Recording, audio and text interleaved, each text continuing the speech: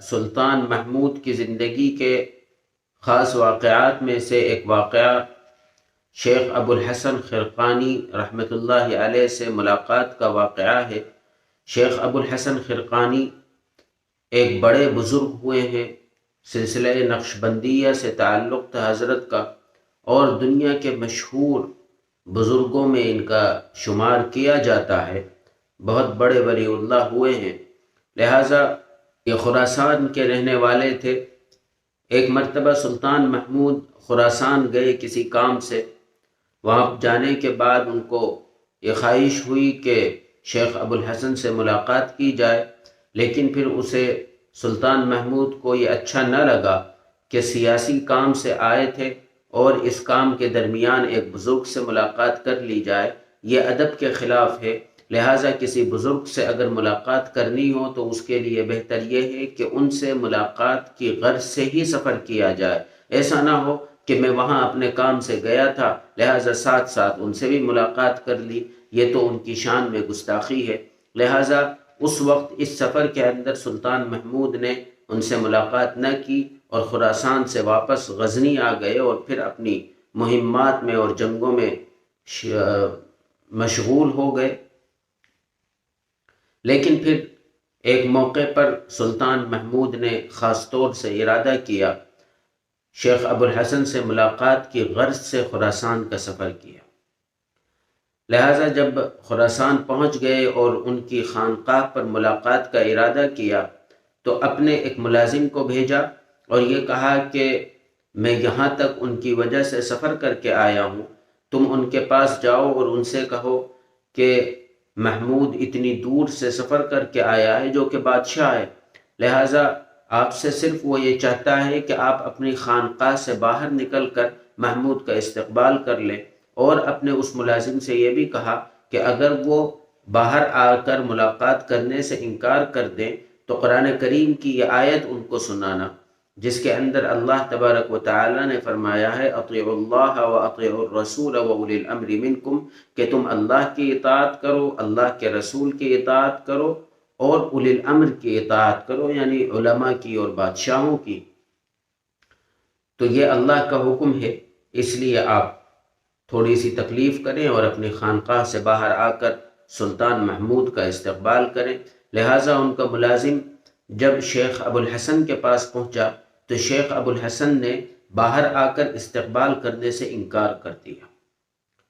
جب انہوں نے انکار کر دیا تو اس نے قرآن کریم کی یہ آیت پڑھی، تو شیخ ابو الحسن نے اس کے جواب میں یہ کہا کہ میں اللہ کے عبادت میں اس طرح غرق ہوں کہ رسول کی اطاعت کے لائق خود اپنے آپ کو آج تک بنا ہی نہیں سکا ہوں، تو اولی الامر کی اطاعت کی تو کوئی بات ہی اب باقی نہیں رہ جاتی۔ لہٰذا خادم نے جب آ کر سلطان محمود سے یہ بات کہی اور ان کا جواب بتلایا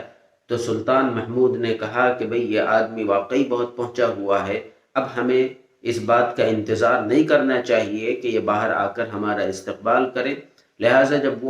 اس نے ان کے پاس جانے کا ارادہ کیا تو پھر ایک چال چلی، اور وہ چال یہ چلی کہ محمود کا ایک خاص آدمی تھا، ایک خاص درباری تھا جو محمود کا بڑا عزیز تھا، اور محمود ہر معاملے میں اس سے مشورہ کیا کرتا تھا اور ہر جگہ اپنے ساتھ رکھا کرتا تھا، اس کا نام ایاز تھا۔ لہٰذا محمود نے اپنا لباس، بادشاہوں والا لباس ایاز کو پہنایا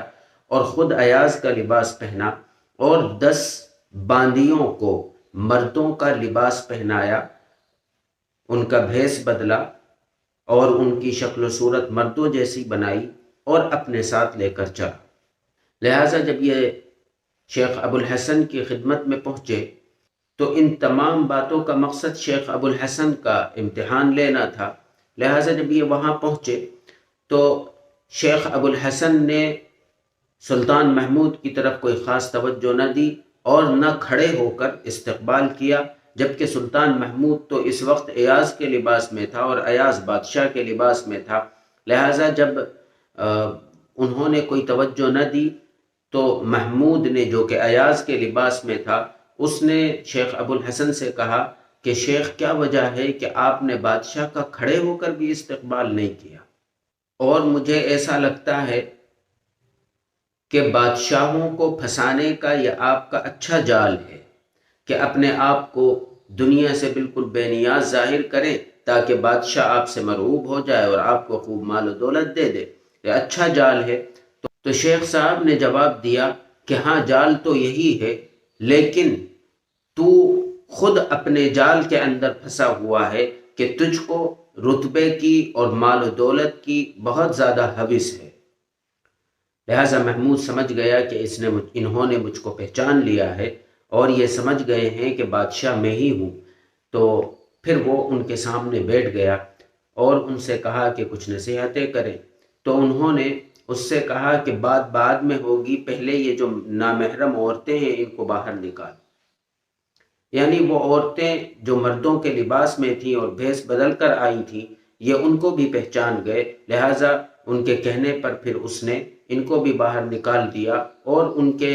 ان تمام باتوں سے بڑا مرعوب ہوا اور کہنے لگا کہ شیخ مجھ کو کچھ نصیحت کر دے۔ لہٰذا انہوں نے کہا کہ تجھے چاہیے کہ تو 4 چیزوں کی پابندی کر۔ پہلی چیز تو پرہیزگاری یعنی تقوی، اور دوسری چیز جماعت سے نماز ادا کرنا، اور تیسری چیز سخاوت اپنے اندر پیدا کر، اور چوتھی چیز لوگوں کے اوپر شفقت کر۔ اس کے بعد محمود نے ان سے کہا کہ میرے لیے دعا کر دیجئے۔ تو انہوں نے کہا کہ میں روزانہ ہر نماز کے بعد 5 نماز کے اندر میں دعا کرتا ہوں، اللہم اغفر للمسلمین والمسلمات والمؤمنین والمؤمنات،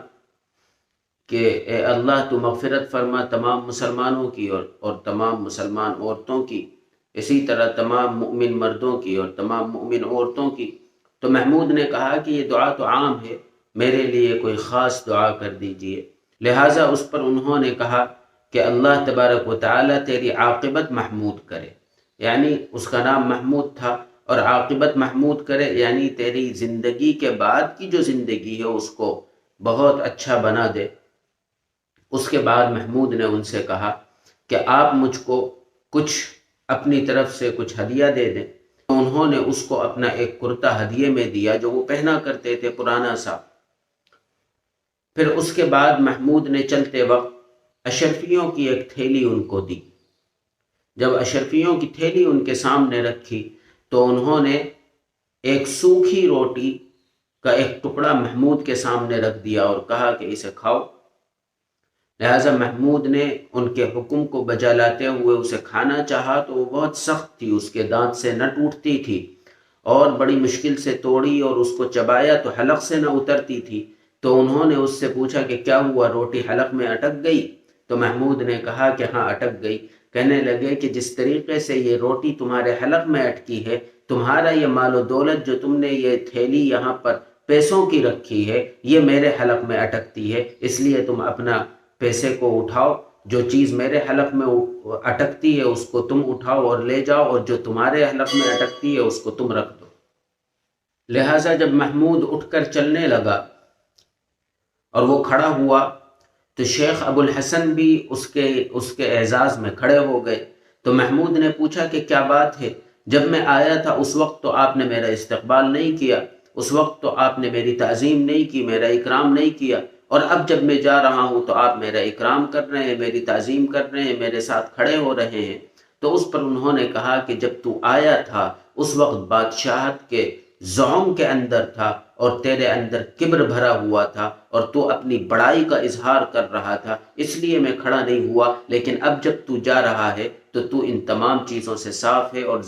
انکساری کے ساتھ تو کھڑا ہوا ہے اور جا رہا ہے، اس لیے میں تیرے لیے کھڑا ہو گیا ہوں۔ یہ اولیاء اللہ کی بات تھی کہ بڑے سے بڑے آدمی کے سامنے وہ نہیں جھکا کرتے تھے۔ اللہ تبارک و تعالیٰ کے سامنے جھکنے والا کسی اور کے سامنے نہیں جھک سکتا ہے۔